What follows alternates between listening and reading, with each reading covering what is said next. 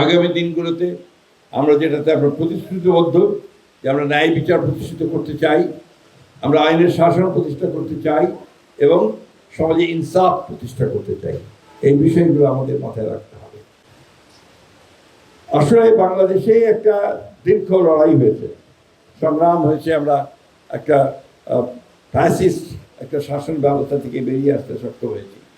নতুন একটা সম্ভাবনা সৃষ্টি হয়েছে। সেই সম্ভাবনা হচ্ছে একটা গণতান্ত্রিক ব্যবস্থাকে সুদৃঢ় করা। গণতন্ত্র যদি চলে, গণতন্ত্র যদি প্র্যাকটিস হয়, তাহলে বাকি সব কাজগুলো হয়ে যায়। আমরা যে প্রতিষ্ঠান তৈরি করতে পারি, জুডিশিয়ারি একটা সত্যিকার অর্থে একটা ন্যায় বিচারের কোনো রকম আপনার প্রভাবমুক্ত একটা জুডিশিয়ারি যদি আমরা তৈরি করতে পারি, তাহলে আমাদের সাধারণ নাগরিকরা উপকৃত হবে। আমরা একটা প্রশাসনকে যদি দক্ষ প্রশাসন হিসেবে গড়ে তুলতে পারি, তাহলে রাষ্ট্র উপকৃত হবে।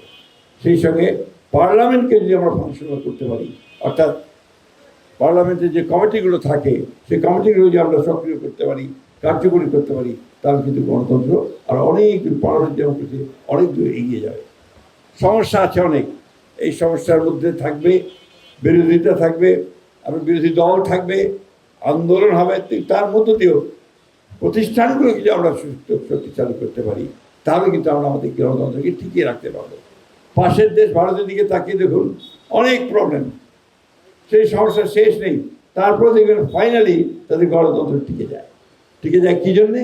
যে তাদের প্রতিষ্ঠানগুলো দাঁড়িয়ে গেছে, বিচার বিভাগ দাঁড়িয়ে গেছে, সম্পূর্ণ ইন্ডিপেন্ডেন্ট বিচার বিভাগ, আপনার প্রশাসন অত্যন্ত দক্ষ প্রশাসন, এবং আপনার যে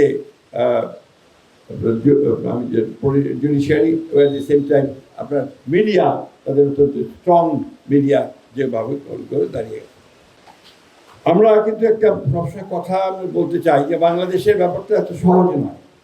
এখানে 20 কোটি মানুষ, আমাদের মাত্র 54,000 বর্গ মাইল একটা এলাকার মধ্যে আমরা বাস করি।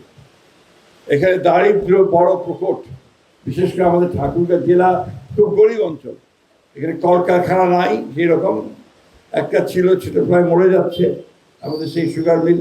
এছাড়া কিন্তু আর কোনো সেই ধরনের কোনো ইন্ডাস্ট্রি নেই যে ইন্ডাস্ট্রিতে হাজার হাজার লোক কাজ করবে, তাদের যে এমপ্লয়মেন্ট হবে সেই ধরনের কোনো কাজ নেই। আমরা সেটা চেষ্টা করছি যাতে করে এখানে আপনার একটা শিল্পাঞ্চল গড়ে তুলতে হয়, যাতে করে আমাদের জনগণের আয়ের সংস্থান হবে। সেই চেষ্টাটা আমরা এখানে করতে চাচ্ছি। আমরা চেষ্টা করতে চাই যে এখানে ঠাকুরগাঁতে আপনার অ্যাগ্রো বেসড ইন্ডাস্ট্রিজ, অর্থাৎ কৃষিভিত্তিক ছোটো ছোটো ছোটো শিল্প কারখানা যদি গড়ে তুলতে পারি, তাহলে আমরা আমাদের এলাকার মানুষের অনেক উপকার করতে পারবো, আমরা বিশ্বাস করি।